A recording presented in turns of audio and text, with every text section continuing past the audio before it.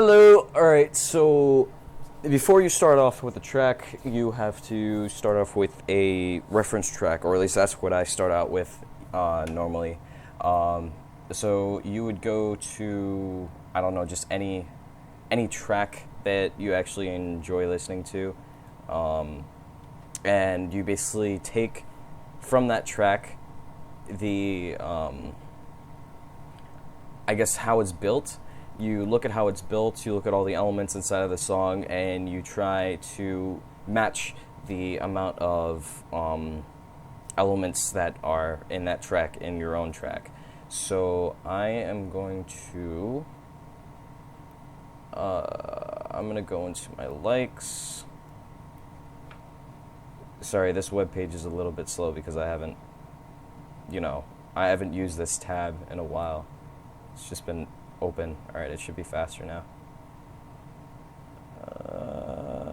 Alright, yeah, it's good.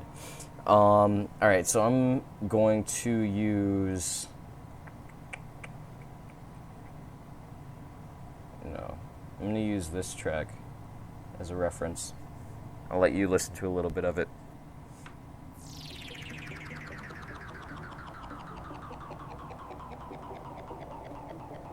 I'm just gonna skip to the actual like build and drop part.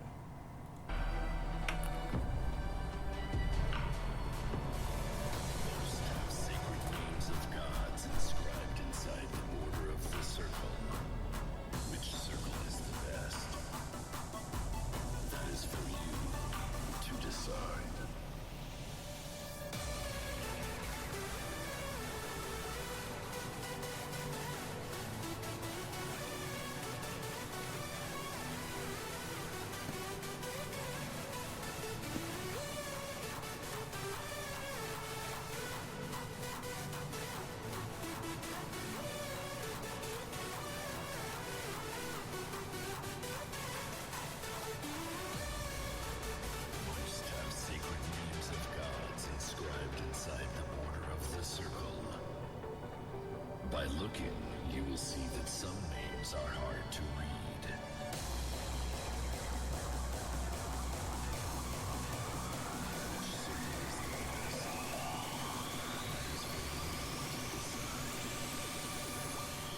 The Magician of Hard Night.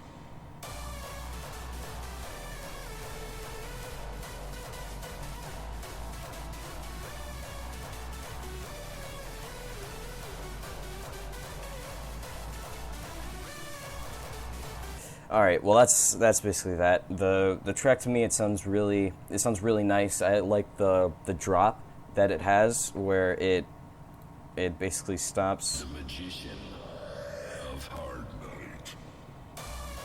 Where it stops like that, everything cuts off, and then the kick comes in, and it just sounds so powerful when it comes in like that.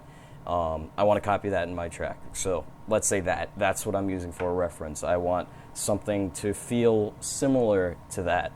And then also when I'm looking at the reference, I want to look at how the actual melody is built, how the synths are built, and how they sound together.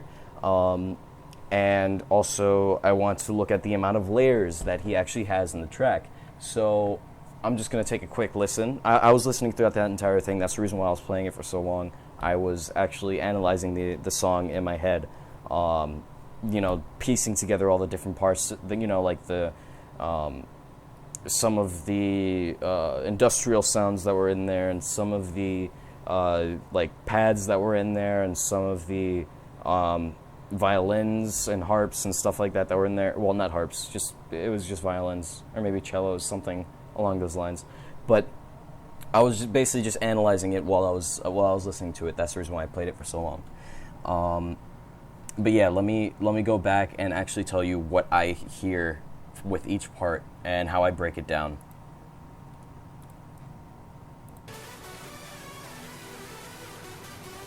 Okay, so I'm hearing cellos in the background, and I'm hearing the main melody playing loud. That sounds that sounds like a saw wave, with some distortion, some hyperdrive, some, well, definitely reverb. I don't think there's a delay, but there might be.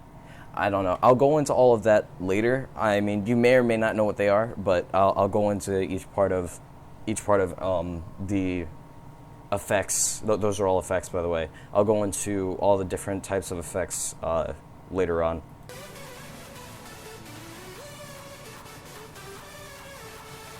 Okay, so you have some claps in the background. You have that main melody basically playing again. You have a sub melody that's in the background. That's it's kind of hard to hear, but it's kind of just like it's a sub melody. It's driving the melody. It's giving it more weight to it. It's more of like a I guess you could call it a sub bass. Not really, but I don't know. And it won't play. Come on. There we go. To decide.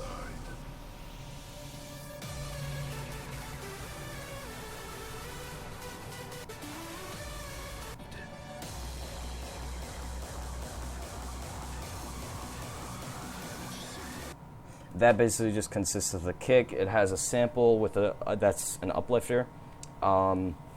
Maybe it has a couple of them in there. I'm not exactly sure. Because usually with mine, I usually layer my uplifters and downlifters. And I'll go into what those are as well in a little bit. And I think that's it. You still have the main melody there, but it's chopped up. I do that a lot in my tracks. Yeah, that's all I could hear right there.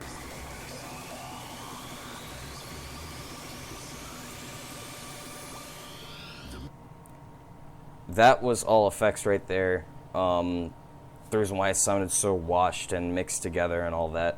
I think that sounds really nice, but that's all effects right there. Magician of Hard Night.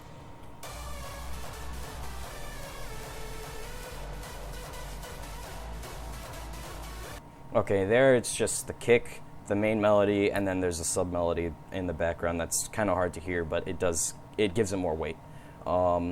It kind of fills in the parts that are where the melody isn't playing. There's that sub melody there that you can barely hear, but it's still giving it that atmosphere, so that it doesn't just feel empty. You know what I mean?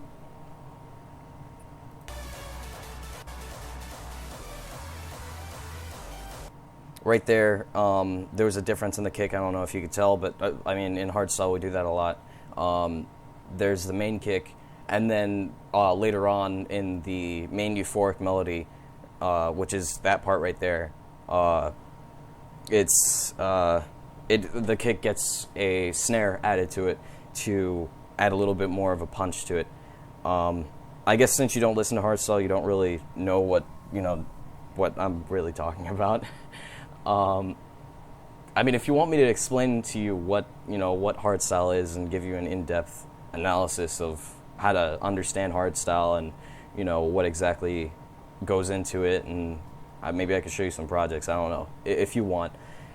But yeah. Anyway, back to this.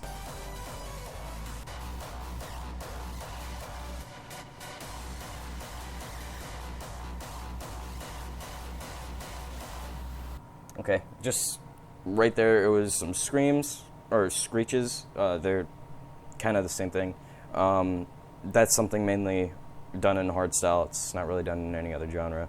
And then it had the driving melody, and then it also had the kick, obviously. It has some white noise in the background to add more atmosphere, and it's probably building up at this point. Anyway, that's basically how you analyze your reference track. And the next, okay, yeah. I'll just cut this up, or I'll cut this short, and then I'll make another video right after this showing how exactly the reference track is actually made into an actual track, and I'll go into detail on how to make a basic melody and how to build a track. All right.